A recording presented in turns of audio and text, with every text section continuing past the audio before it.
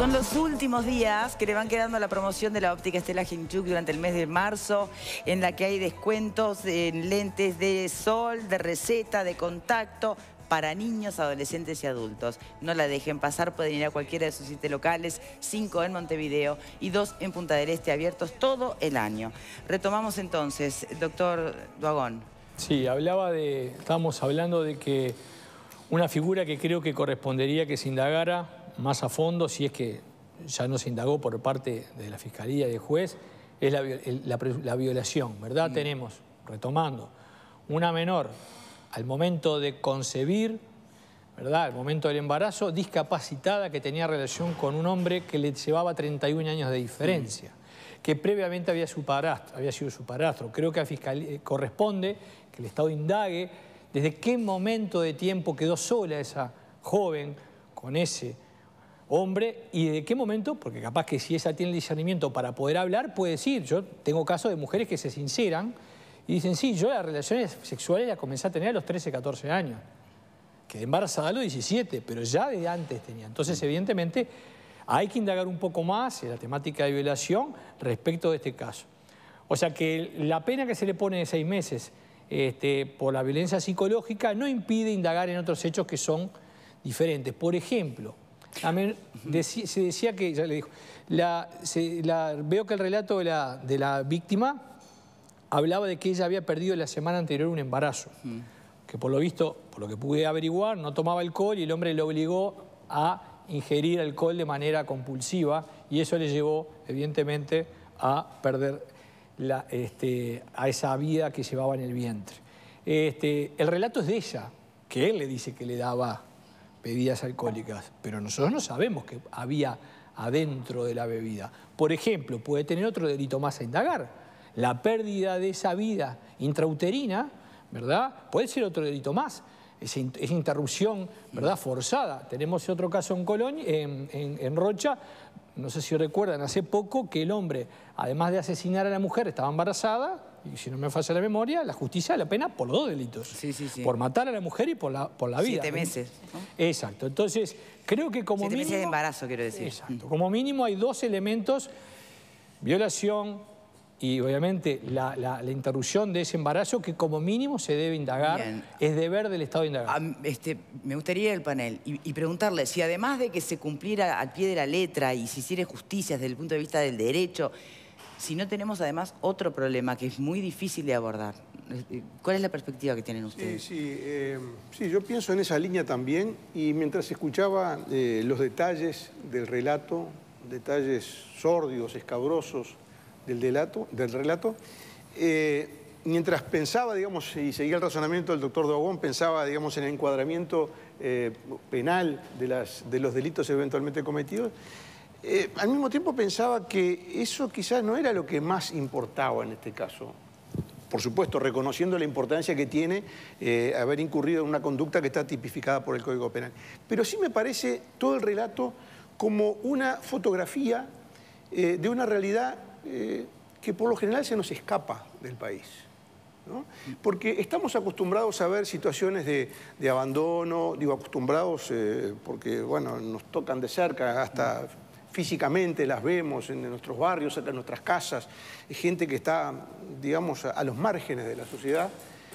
Pero cuando esa desolación, esa vida al margen de la sociedad, se interrelaciona con otro tipo de conductas, con el abuso sexual, con el abuso de los menores, con la pérdida de todos los valores que hacen a la convivencia en la sociedad, los valores de la familia, del respeto a los niños, en fin, esos valores sobre los cuales se cimienta la convivencia pacífica de la sociedad. Ese me parece que es el punto más importante. ¿Y cómo frente a eso? No hay respuesta.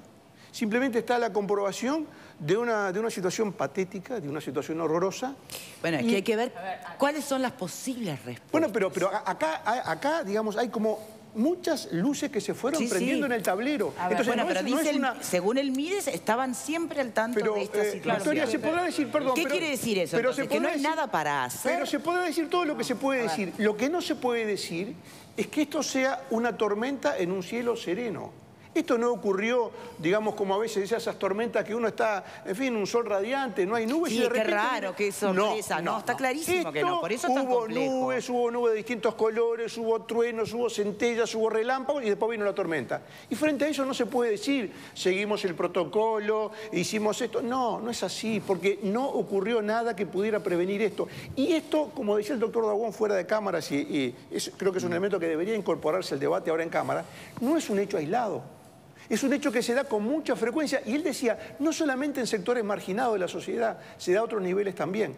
Entonces, me parece que es una realidad para mirarla en profundidad, sí, totalmente, lejos de los lugares comunes. No puedo estar en desacuerdo con lo que dice Graciano respecto a este tema. El asunto es que yo no creo que esto, como de algún modo se plantea, se da al margen de la sociedad. Acá lo que tenemos es que la sociedad fue marginando, porque acá no hay solo una víctima. Si uno lee un poco el relato, escucha a la periodista, ve que la madre también tiene problemas, tiene cierta discapacidad, que está en situación de calle, que esto se daba en un contexto, bueno, semi-rural. Sí, claro, porque lo primero que hace uno, con el titular solamente, es decir, ¿y dónde estaban los padres de esta chica? La madre, porque era el padrastro, el relato, ¿no? de la actual pareja habla de 2 personas víctimas de una situación de abuso. Entonces me parece que el asunto es bastante más complejo porque se suma el tema de la falta de dinero también, que eso hace muchas veces que la situación sea aún más dependiente de lo que es.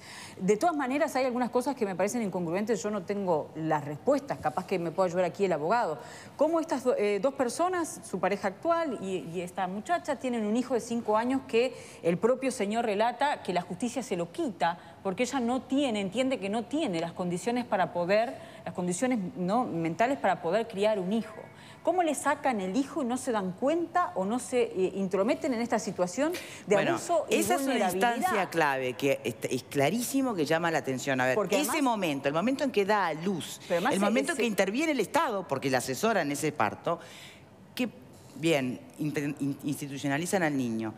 No se pudo hacer nada por esta chica en ese momento. Una madre adolescente, indagar un poco más, por ejemplo. Claro. Pero digo, el fiscal ahora dice... Y discapacitada. La fiscal del caso dice ahora que, bueno... Con un señor 30 años mayor. Tenía capacidad para relacionarse, pero como justificando que podría elegir. Pregunto también si una persona, aún sin tener una discapacidad, que es abusada desde los 10 años, tiene capacidad para elegir. Yo no quiero hablar mucho del caso en sí porque, digo, desconozco, o sea... los casos, las pruebas y esto y lo otro. Ahora, lo que me genera es algún comentario. ¿En qué medida el Estado, la sociedad, actúa, es ágil para prevenir este tipo de circunstancias?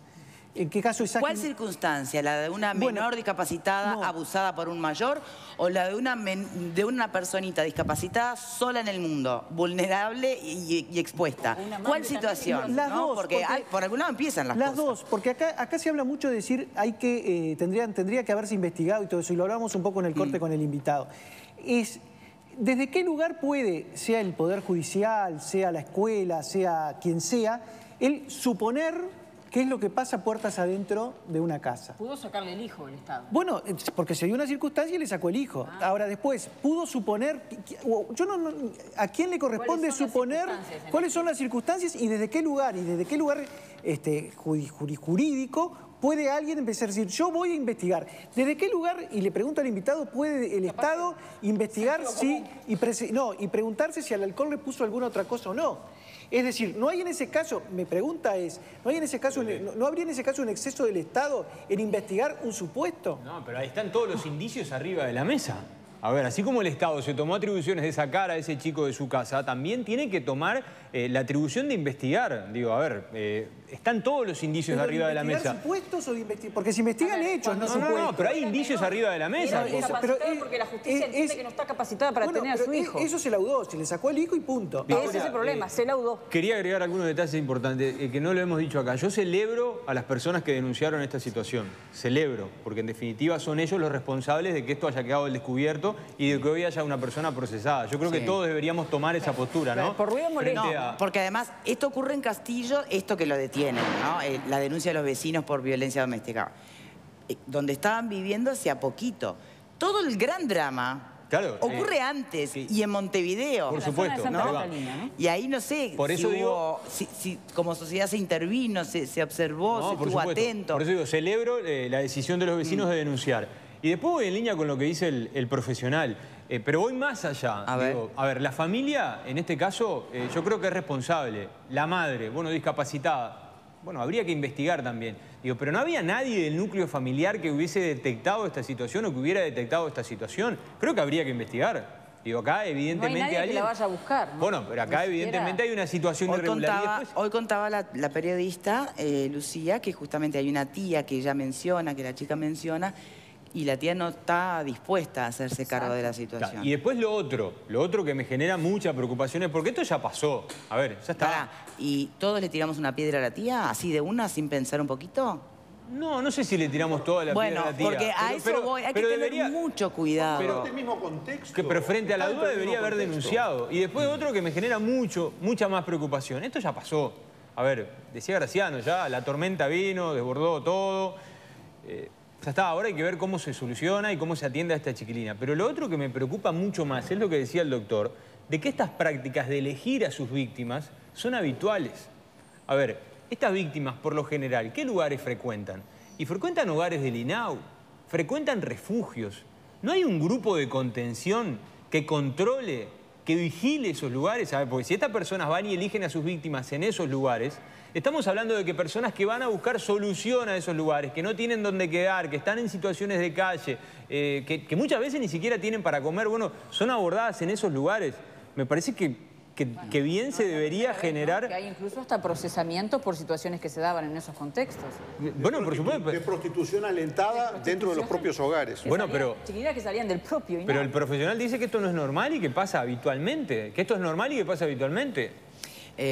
Sí, Creo que son respuestas que le competen a ustedes. Sí, sí. Lo primero Podemos voy, hacerlo- voy en orden de las últimas... Hacemos una pausa y después retomamos, Sí. ¿le parece? En primer lugar... Esperen. Una breve respuesta y Sí. hacemos la pausa. En primer lugar es, para los refugios en donde yo brindo servicios, son refugios para niños, mujeres víctimas de violencia. No son refugios generales donde hay situación de calle, abandono, Es bien etcétera. específico. Entonces, recibimos esas situaciones y cuando comenzamos a indagar, quedan evidentes pruebas, no dudas, indicios, pruebas de que esas personas, siendo jóvenes, siendo niños, siendo adolescentes, fueron abusados. Y nosotros lo ponemos en conocimiento de la justicia. De igual manera, otros actores, y públicos también, y o privados, tuvieron esa información. Las escuelas, los centros de salud. A nadie le quepa duda que una chica, una hoy joven de 22 años, que pudo decir eso en pocos minutos frente al fiscal, ¿verdad?, con quien tuvo una escuela, en un jardín o lo que sea, un lugar de escuela especial, nunca dijo este tipo de situaciones que puede ser. Lo dijo, pero evidentemente hay protocolos y normas que obligan a las personas a denunciar. Las personas, quizás alguna, no lo sé, pero el caso, en esto no lo sé. Hubo porque sí, misiones. miran para el costado y optan por no denunciar. Hacemos una pausa y ya venimos. No